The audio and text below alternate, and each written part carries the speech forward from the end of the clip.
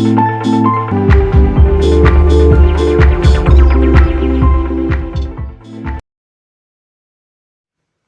शांति। आज 14 नवंबर 2021 हम सुनेंगे प्रातो अव्यक्तो बाप दादा का हिंदी मुरली। आज का महावाक्य, इस महावाक्य बाबा ने पहली चलाई थे 23 नवंबर 1989 में। आज फिर से हम सुन रहे हैं। आज का महावाक्य है, वरदाता को राजी करने की सहज विधि। बहुत सिंपल, भक्ति में भी बताया है। शिव बाबा एक बेलपता से संतुष्ट है। आज हम देखेंगे ज्ञान मार्ग में वरदाता शिव बाप को राजी कैसे हम कर सकते हैं। आज वरदाता बाप अपने वरदानी बच्चों को देख हर्षित हो रहे हैं। वरदाता के बच्चे वरदानी सब बच्चे हैं, लेकिन नंबरवार है। वरदाता सभी बच्चों को वरदानों की झोली भर करके देते हैं, फिर नंबर क्यों? बाप दादा का मन में प्रश्न है, बच्चों को भी पूछ रहा है। वरदाता देने में नंबरवार नहीं देते, क्योंकि वरदाता के पास अखोट वरदान है, जो जितना लेने चाहे खुला भंडार है। ऐसे खुले भंडार से कोई बच्चे सर्व वरदानों से संपन्न बनते हैं और कोई बच्चे यथाशक्ति तथा संपन्न बनते हैं। अंतर हो जाता। सबसे ज़्यादा झोली भरकर देने में भोलानाथ वरदाता रूप ही हैं। इस संसार में देखो तो ये बाप से हाईएस्ट अथॉरिटी और कोई नहीं। वो भोला है, भोलानाथ है। पहले भी सुनाया है, दाता, भाग्य विदाता और वरदाता। तीनों में से वरदाता रूप से भोले भगवान कहा जाता है, क्योंकि वरदाता बहुत जल्दी राजी हो जाता है। तो राजी होने के कारण तो बच्चों के लिए तो शक्ति को हो, गुण को हो, वरदान को हो, तो वो बरसात करते रहते हैं। सिर्फ राजी करने की विधि जान जाते हो तो सिद्धि अर्थात वरदानों की झोली से संपन्न रहना बहुत सहज बात है। दुनिया में कोई बड़ा आदमी का प्रिय भाजन होना तो बहुत कठिनाई है। उनका पीछे लगे रहना पड़ता है, तो उनका बात सुनना पड़ता है, तो बहुत सारी बात है। तो आज बाबा समझाते हैं, वरदाता जो सारा संसार का पिता है, तो उनका राजी करने में कोई मेहनत नहीं, अगर उसका विधि जाने तो। सबसे सहज विधि वरदाता को राजी करने की जानते हो? बच्चों को पूछ रहा है, बच्चों को ही प्रॉपर्टी है, उनको सबसे प्रिय कौन लगता है? अगर ये जान जाते तो उनको राजी करना कोई कठिन नहीं है। उनको एक शब्द सबसे प्रिय लगता।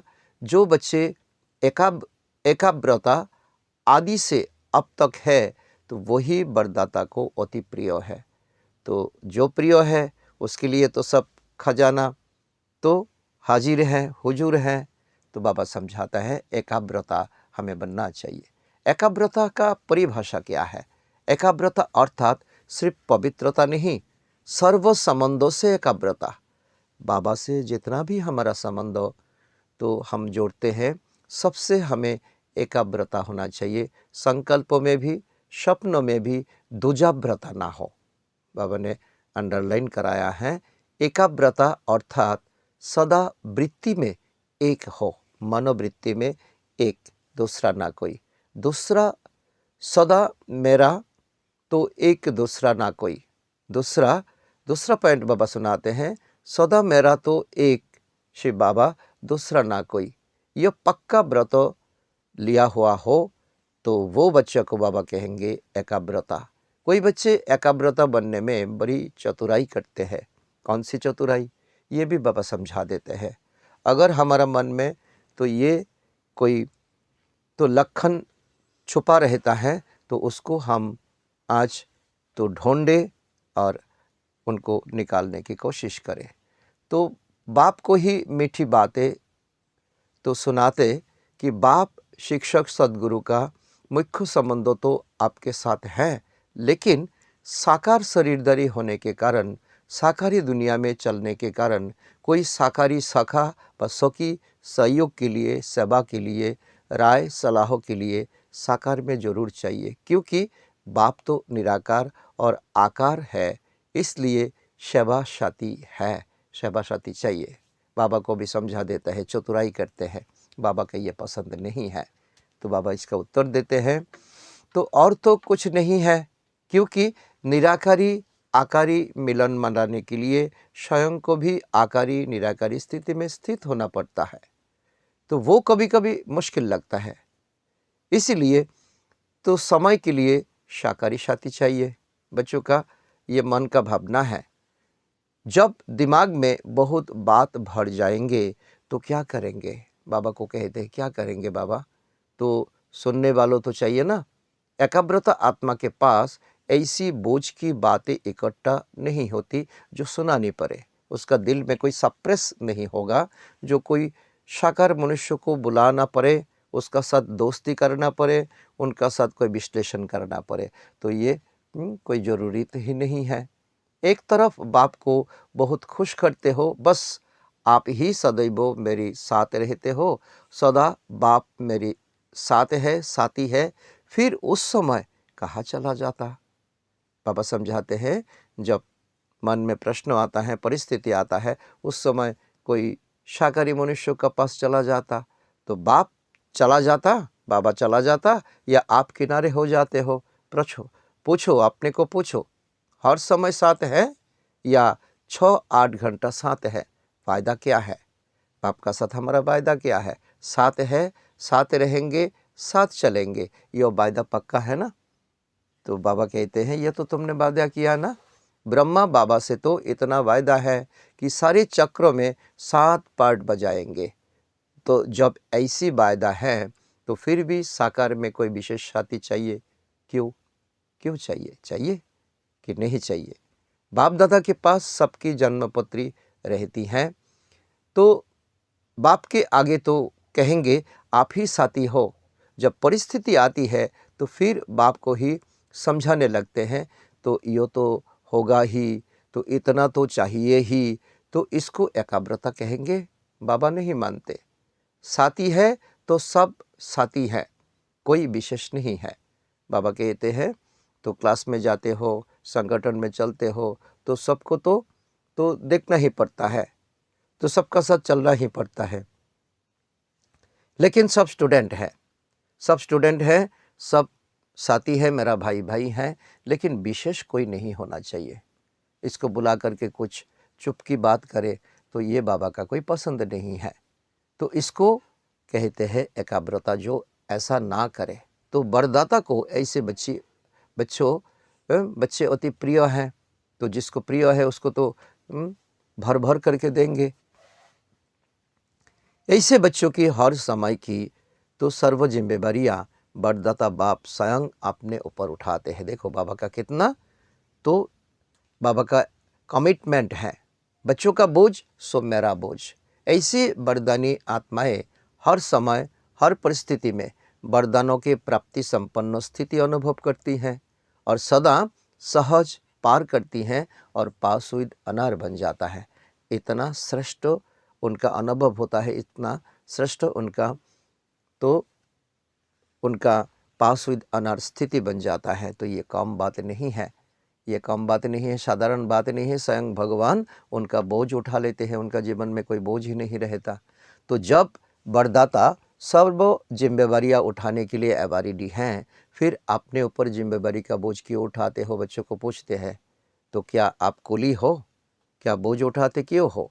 अपनी जिम्मेवारी समझते हो ना? तब परिस्थिति में पास हुई अनार नहीं बनते, लेकिन धक्के से पास होते हो। जब अपना जिम्मेवारी ले लेते हो, बोझ सिर पर उठा लेते हो, किसी के साथ का धक्का चाहिए? बाबा कहते हैं, अगर बैटरी फुल चार्ज नहीं होती तो गाड़ी को धक्के से चलाना पड़ता है। तो धक्के अकेला तो नहीं देंगे, साथ चाहिए, कोई मिल करके धक्का देंगे। इसीलिए वरदानी नंबरवार बन जाते हैं। बाबा कहते हैं, जब बाबा वरदाता है, हम वरदानी बच्चे हैं, तो ये वरदानी बच्चों का जीवन में तो इतना अंतर, इतना परिस्थिति, इतना धक्का क्यों खाएंगे हम? तो खाना तो नहीं चाहिए। तो वरदाता का एक शब्द प्यारा है, बार बार बाबा समझाते हैं, एकाग्रता, एक बल एक भरोसा। एक का भरोसा दूजे का बल ऐसा नहीं कहा जाता, एक बल एक भरोसा ही गाया हुआ है। साथ साथ एक मत, ना मनमत ना परमत, एक रस, ना और कोई व्यक्ति ना वैभव का रस। तो ऐसी ही एकता, एकांत प्रिय, तो इसका लक्षण होगा।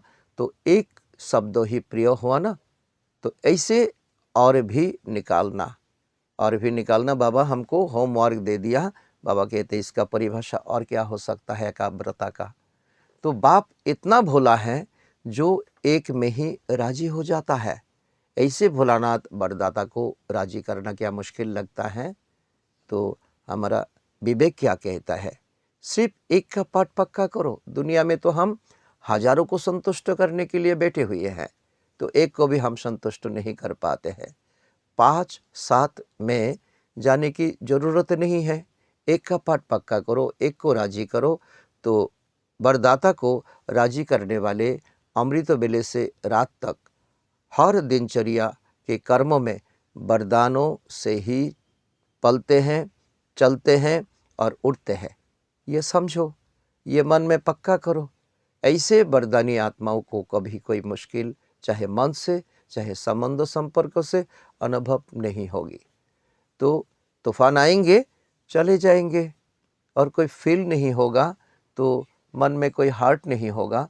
हर संकल्प में, हर सेकंड, हर कर्म में, हर कदम में वरदाता और वरदान सदा समीप, सम्मुख, साकार रूप में अनुभव होगा। अगर इसको हम गांठ बांध ले, एकाग्रता का पाठ पक्का करें, तो ये तो निराकार हमें साकार अनुभव होगा। वो ऐसे अनुभव करेगा जैसे साकार में हम बात कर रहे हैं। तो एकांतवासी होगा, एकांतवासी का। और बाबा कहते हैं और निकालो एकाग्रता का और क्या परिभाषा होना चाहिए, तो उनको मेहनत अनुभव नहीं होगी। ऐसे वरदानी आत्मा को यह विशेष वरदान प्राप्त होता है जो वो निराकार साकार को जैसे साकार अनुभव कर सकते हैं। ऐसे वरदानियों के आगे हुजूर सदा हाजिर है। सुना, भगवान राजी होने से क्या फ़ायदा होता है हमारा जीवन में। तो ये हर एक ब्रह्मा कुमार कुमारियों का जीवन में ऐसा जीवन तो प्रेजेंटेशन हो जाता है। वरदाता को राजी करने की विधि और सिद्धि सेकंड में कर सकते हो। बाबा ने पूछा सेकंड में कर सकते हो? अगर जान लिया तो करना कोई मुश्किल नहीं है। सिर्फ एक में दो नहीं मिलाना, बस एक में दो नहीं मिलाओ। फिर सुनाएंगे एक एक के पाठ का विस्तार। तो बाबा कहते हैं फिर कभी सुनाएंगे, आज इतना तक ही बाबा सुनाते हैं। तो बाबा ने बहुत बड़ा गहराई में हमें ले गया है। तो इसका गहराई को हम समझे और इस गहराई को हम पालते रहे। बाप दादा के पास सभी बच्चों के चरित्र भी हैं, तो चतुराई भी है। क्या क्या चतुराई बच्चे करते हैं, तो रिजल्ट तो सारी बाप दादा के पास है ना।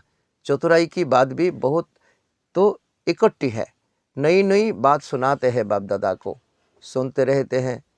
सिर्फ बाप दादा नाम नहीं लेते, इसलिए समझते हैं बाप को मालूम नहीं पड़ता। बाबा मुरली में नाम नहीं लेता, बाबा इशारा से बात करते हैं, तो बच्चे समझ लेते हैं तो मेरा तो नाम नहीं लिया, शायद बाबा को तो समझ में नहीं आया। तो ऐसा कोई बात हो सकता है? बच्चों का एक्टिविटी हो और बाबा को पता ना पड़े, फिर भी चांस देते रहते हैं बाबा। बाबा इतना रहम दिल है, बाप समझाते हैं। बच्चे रियल समझ से भूले हैं, बच्चे रियल समझ से भूले हैं।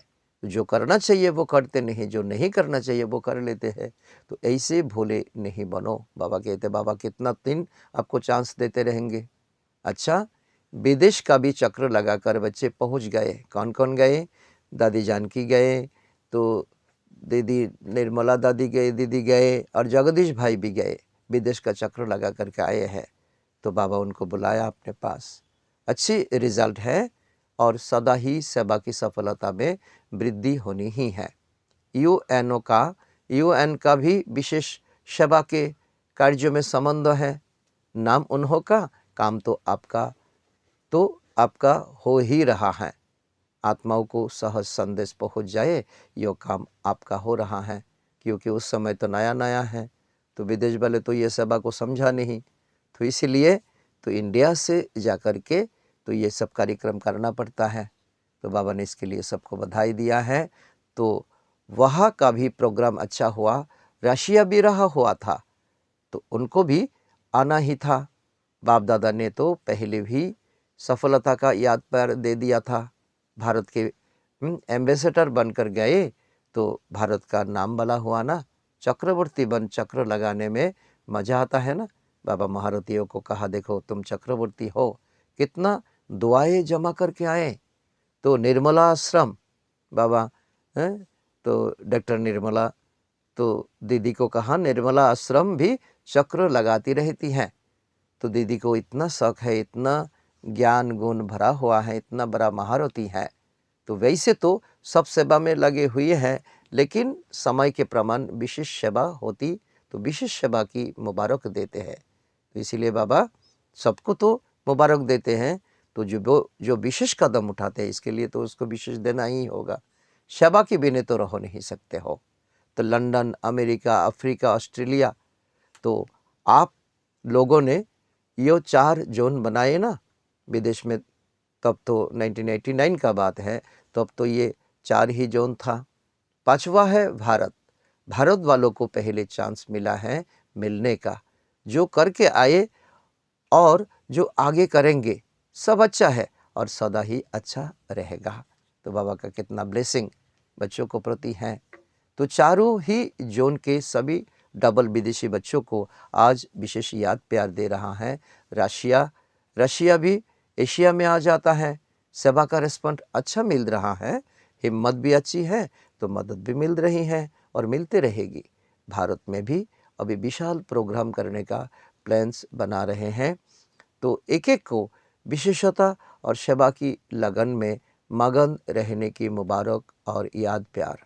अच्छा, तो सर्व बच्चों को सदा सहज चलने की सिद्धि को प्राप्त करने की सहज युक्ति जो सुनाई, तो इसी विधि को सदा प्रयोग में लाने वाले प्रयोगी और सहज योगी सदा वरदाता के वरदानों से संपन्न वरदानी बच्चों को सदा एक का पाठ हर कदम में साकार स्वरूप में लाने वाले सदा निराकार आकार बाप को, निराकार होते हुए भी आकार, तो बाप को साथ की अनुभूति से सदा साकार स्वरूप में हाजिर अनुभव करने वाले। बाबा कहते हैं निराकार आकार उसको साकार में अनुभव करो करने वाले ऐसे सदा वरदानी बच्चों को बाप दादा का दाता, भाग्य विधाता और वरदाता का याद प्यार और नमस्ते।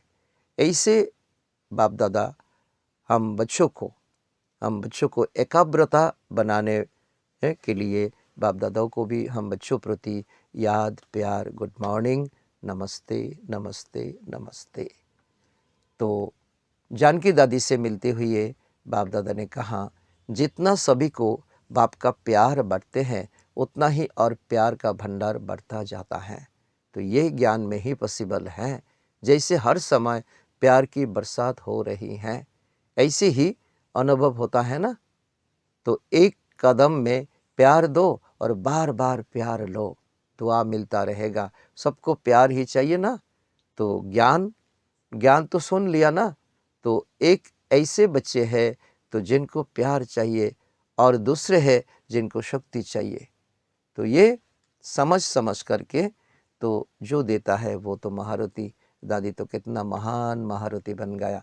तो क्या सेवा की, तो यही सेवा की ना। तो किसको प्यार दिया बाप द्वारा और किसको शक्ति बाप से दिलाई, तो ज्ञान के राजों को तो जान गए ना। तो अभी चाहिए उन्हों को उमंग उत्साह सदा बना रहे, तो वो नीचे ऊपर होता रहता है। फिर भी बाप दादा डबल विदेशी बच्चों को आफरीन देते हैं, शाबाशी देते हैं। भिन्न धर्मों में चले तो गए ना, भिन्न देश भिन्न रस्म, तो फिर भी चल रहे हैं और कोई तो वारिश भी निकले हैं। तो बाबा को कितना खुशी हो रहा है। अच्छा, महाराष्ट्र से आया हुआ पुनः ग्रुप से मिलते हुए बाबा ने कहा, सभी महान आत्माएं बन गए ना, पहले सिर्फ अपने को महाराष्ट्र निवासी कहलाते हैं, अभी स्वयं महान बन गए। ये बाबा का कमाल है, ज्ञान गुण का कमाल है। बाप ने आकर हर एक बच्चों को महान बना दिया। विश्व में आपसे महान और कोई है? बाबा पूछते हैं। सबसे नीचे भारतवासी गिरे और उसमें भी जो 84 जन्म लेने वाली ब्राह्मण आत्माएं आप हो, तो वो नीचे गिरी तो जितना नीचे गिरे उतना अभी ऊंचा उठ गए। इसलिए कहते हैं ब्राह्मण अर्थात ऊंची चोटी, देवताओं से भी उत्तम जन्म अभी मिल गया। तो ये ग्रुप से बाबा ने ये स्पेशल बात कहते हैं। तो ऊंचाई का स्थान होता है तो उसको क्या कहते हैं? तो पहाड़ों को क्या कहते? चोटी कहा जाता। पहाड़ की ऊंचाई को भी चोटी कहते हैं। तो ये खुशी है ना। तो क्या से क्या बन गए? तो हम ब्राह्मण बन गए। तो क्या कितना शूद्र था, कितना गिरावट में था? पांडवों को ज़्यादा खुशी है या शक्तियों को? तो किसी ने उत्तर दिया शक्तियों को, क्योंकि शक्तियों को बहुत नीचे गिरा दिया था समाज। द्वापर से लेकर पुरुष तन नहीं तो कोई ना कोई पद प्राप्त किया और करते ही रहते आया। तो धर्म में भी अभी फीमेल्स भी महामंडलेश्वरी बनी है, नहीं तो महामंडलेश्वर ही गाए जाते थे इतना दिन तक। अभी महामंडलेश्वरी का भी पार्ट दिया गया है, माताओं को आगे बढ़ा दिया। तो जब से बाबा ने माताओं को आगे किया तब से उन्होंने भी तो 2-4 तो मंडलेश्वरियाँ रख दी हैं, नहीं तो धर्मों के कार्यों में माताओं को कभी भी आसन नहीं देते थे। ये द्वापर से चले आया है ये रस्म रिवाज, इसीलिए माताओं को ज़्यादा खुशी है। और पांडव का भी गायन है। पांडव ने जीत प्राप्त कर ली, सहयोग दिया, नाम पांडवों का आता है, लेकिन पूजन ज़्यादा शक्तियों का होता है। तो पहले तो गुरुओं का कर चुके हैं, अभी शक्तियों का करते हैं। तो बाबा इसका उदाहरण भी देते हैं। जागरण देखो, जागरण कीर्तन जब होता है गणेश अथवा हनुमान का नहीं करते, शक्तियों का करते हैं। नवरात्रि पर जागरण करते हैं तो और कोई देवियों का जागरण करते हैं, क्योंकि शक्तियाँ अभी खुद जाग गई हैं। तो शक्तियाँ अपने शक्ति रूप में रहती है ना। जो बाबा ने कहते हैं अपना शक्ति रूप को समझो, या कभी कभी कमज़ोर बन जाती है। माताओं को देह के संबंधों का मोह कमज़ोर करता है। ये तो पॉइंट को बाबा ने समझा दिया। थोड़ा थोड़ा बाल बच्चे में पोत्रे धोत्रे में मोह होता है। और पांडवों में कौन सी कमजोरी रहती है? पांडवों में अहंकार अथवा क्रोध बहुत जल्दी आ जाता है। इसका भी बाबा ने डायग्नोस कर लिया, विश्लेषण कर लिया। लेकिन अब तो जीत गई हो ना, अब तो शांत स्वरूप पांडव हो गए ना, और माताएं निर्मोही हो गई। तो दोनों को दोनों विशेषता आ गई। दुनिया कहे कि माताओं में मोह होता है, और आप चैलेंज करो कि हम माताएं निर्मोही हैं, निर्मोही ग्रुप है। ऐसे ही पांडव भी शांत स्वरूप, कोई भी आए तो ये कमाल की गीत गाए, तो ये सब इतने शांत स्वरूप बन गए। तो कैसे बन गए? तो जो क्रोध का अंश मात्र भी दिखाई नहीं देता है, तो क्या हुआ? उनको कौन पढ़ाते हैं? कौन उनको शिक्षा देते हैं? नैन चैन तक भी नहीं आवे। किसी किसी का क्रोध तो नैनों तक रहता है। तो कोई ऐसे कहते हैं क्रोध तो नहीं है, थोड़ा जोश आ जाता है। तो वो जोश क्या हुआ? वो तो क्रोध का ही अंश है ना। तो वो भी बाबा कहते हैं हमें निकालना चाहिए। तो पांडव विजयी हैं, अर्थात तो बिल्कुल संकल्प में भी शांत, बोल और कर्मों में भी शांत स्वरूप। माताएं सारे विश्व के आगे अपना निर्मोही रूप दिखाओ। जो माताओं को ज़्यादा फंसाने वाले धोत्रा पोत्रा तो अपने बच्चा, तो लोगों तो समझते हैं ये असंभव है, और आप कहते हैं ये असंभव है। तो बहुत ही सहज है, क्योंकि हमारा तो वरदाता बाप हमारा साथी है और हम एकाग्रता है। लक्ष्य रखो तो लक्षण जरूर आएंगे। जैसी स्मृति वैसी स्थिति हो जाएगी। तो धरणी में माँ पिता के प्यार का पानी पड़ा हुआ ना, तो इसलिए फल सहज निकल रहा है। कितना गंभीर बात बाबा समझाते हैं। तो माता पिता शिव बाबा, ब्रह्मा बाबा का, मम्मा का, ये महान महाहस्तियों का ये प्यार का पानी पड़ा हुआ है, तो इसीलिए धरती तो उर्वरा हो गया है। तो बाप दादा सेवा और सौन्नति दोनों को देख करके खुश होते हैं, सिर्फ सेवा को देख करके नहीं, सौन्नति भी करे। जितना सेवा में वृद्धि उतनी सौन्नति में भी दोनों साथ साथ होना चाहिए। कोई इच्छा नहीं, तो जब आप ही सब मिलता है तो इच्छा क्या रखे। तो कोई इच्छा एक्सपेक्टेशन नहीं, तो बिना चाहते कुछ मिल जाए तो हम मांगे क्यों। बिना कहे बिना मांगे इतना मिल गया, तो जो मांगने की इच्छा की आवश्यकता नहीं, तो ऐसे संतुष्ट हो ना। तो ये भी योगी जीवन से संभव होता है। तो यही टाइटल अपना स्मृति में रखना, मैं संतुष्ट आत्मा हूँ और सर्व को संतुष्ट प्राप्ति स्वरूप बनाने वाला हूँ। तो संतुष्ट रहना और संतुष्ट करना, तो यह है विशेष वरदान। संतुष्टता का नाम असंतुष्टता का नाम निशान नहीं। अच्छा, लास्ट ग्रुप गुजरात ग्रुप का साथ बाबा ने मुलाकात करते हुए कहा, ब्राह्मण जीवन में लास्ट जन्म होने के कारण शरीर से चाहे कितना भी कमजोर है या बीमार है, चल सकते हैं या नहीं भी चल सकते, लेकिन मन की उड़ान के लिए पंखे दे दिया ना बाबा। तो शरीर से चल नहीं सकते लेकिन मन से उड़ तो सकते हो ना।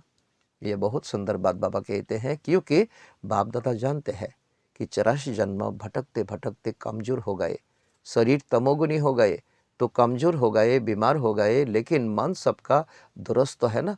शरीर में तो तंदुरुस्त नहीं भी, लेकिन मन में तो बीमार कोई नहीं रहा हुआ है। मन सबका पंखों से उड़ने वाले हैं, तो मन पावरफुल हो गया। पावरफुल मन की निशानी सेकंड में जहाँ चाहो वहाँ पहुँच जा सकते हो। ऐसे पावरफुल हो या कभी कमज़ोर क्या हो जाते हो, ये भी हमें देखना चाहिए। बाबा भी पूछ रहा है, तो मन को जब उड़ना आ गया, प्रैक्टिस हो गई, तो सेकंड में जहाँ चाहे वहाँ पहुँच सकता है, पॉसिबल है। तो इम्पॉसिबल का कोई बात नहीं। अभी अभी साकार वतन में जाओ, अभी अभी परम धाम में 1 सेकंड की रफ्तार है, 1 सेकंड में घूम के चले आओ। तो ये प्रैक्टिस करो, लंबा प्रैक्टिस चाहिए। तो ऐसी तेज रफ्तार है, मन में इतना शक्ति है, तो सदा अपने भाग्यों की गीत तो गाते उठते रहो। भाग्यों का गीत, तो भाग्यों का लिस्ट बनाओ। सदैव अमृत वेले अपने भाग्यों की कोई ना कोई बात स्मृति में रखो। तो अनेक प्रकार की भाग्य मिला हुआ है ना, अनेक प्रकार की प्राप्तियां हुई ना। तो कभी किसी प्राप्ति को सामने रखो, कभी किसी प्राप्ति को सामने रखो, तो बहुत रमणीक पुरुषार्थ रहेगा। बाबा बहुत हमें तो सूक्ष्म बात कहते हैं, तो ये पुरुषार्थ हमें करना है। कभी पुरुषार्थ में अपने को बोर नहीं समझेंगे, नवीनता अनुभव करेंगे। नहीं तो कोई बच्चे कहते हैं बस आत्मा हो, शिव बाबा का बच्चा हो, तो यह तो सदैव कहते ही रहते हैं, लेकिन मुझ आत्मा को बाबा ने क्या क्या भाग्य दिया जो किसी को नहीं मिला, क्या क्या टाइटल दिए जो किसी को नहीं मिला, क्या क्या खजाना दिए जो किसी को नहीं मिला। तो ऐसे भिन्न भिन्न स्मृतियाँ रखो। तो लिस्ट निकालो, स्मृतियाँ की कितनी बड़ी लिस्ट है, आप ही हैरान हो जाओगे। तो कभी खजानों की स्मृतियाँ रखो, कभी शक्तियों की स्मृतियाँ रखो, कभी गुणों की रखो, कभी ज्ञान की रखो, कभी टाइटल की रखो। वैरायटी में सदैव मनोरंजन हो जाता है। कभी भी मनोरंजन का प्रोग्राम होगा ना, तो वैरायटी डांस होगी, गीत होगा, वैरायटी खाना होगा, वैरायटी लोगों से मिलना होगा, तब तो मनोरंजन होगा ना। तो यो भी सदा मनोरंजन में रहने के लिए वैरायटी प्रकार की बातें सोचो। यह है सच्चा योगी जीवन कहा जाता है। अच्छा, आज का वरदान है, कैचिंग पावर द्वारा अपने असली संस्कारों को कैच कर उनका स्वरूप बनने वाले शक्तिशाली भव। कितना सुंदर वरदान, क्लियर बात बाबा ने समझाया दिया है। इसका अर्थ तो है पुरुषार्थ का मुख्य आधार कैचिंग पावर। कैसे, तो उड़ रहा है शक्तियाँ, गुण, वरदान, तो उसको हमें कैच करना है। जैसे साइंसदान बहुत पहले के साउंड को कैच करते हैं, ऐसे तो साउंड को पहले कैच करते हैं, तो उसका पास साधन है, सुविधा है। तो ऐसे आप साइलेंस की शक्ति से तो अपने आदि संस्कार कैच करो। आदि संस्कार कैसा है उसका अपना जीवन में उतरो। इसके लिए सदैव यही स्मृति रहे कि मैं यही था और फिर बन रहा हूँ, मैं आदि हो, मैं पूर्वज हो, तो जितना उन संस्कारों को कैच करेंगे उतना उसका स्वरूप बनेंगे। 5000 वर्षों की बात इतनी स्पष्ट अनुभव में आए जैसे कल की बात है। तो अपनी स्मृति को इतना श्रेष्ठ और स्पष्ट बनाओ तो तब शक्तिशाली बनेंगे। तो कितना शक्तिशाली वरदान बाबा ने दिया आज। तो स्लोगन है, ब्राह्मण जीवन का सांस खुशी है। क्लियर बाबा ने कर दिया, शरीर भल चला जाए लेकिन खुशी ना जाए। तो ये सांस, तो शरीर का सांस गया तो उसको मुर्दा कहेंगे। तो ब्राह्मण जीवन का तो ये खुशी चले गए तो ब्राह्मण जीवन नहीं, वो शूद्र जीवन बन जाएंगे। तो आज का समान है, तो मैं शक्तिशाली आत्मा हूँ। शक्तिशाली क्यों? तो मैंने अनादि आदि संस्कार को मैंने कैच कर लिया। तो कैच कर लिया, ये अपना जीवन में हमें संभाल लिया। अच्छा, ओम शांति।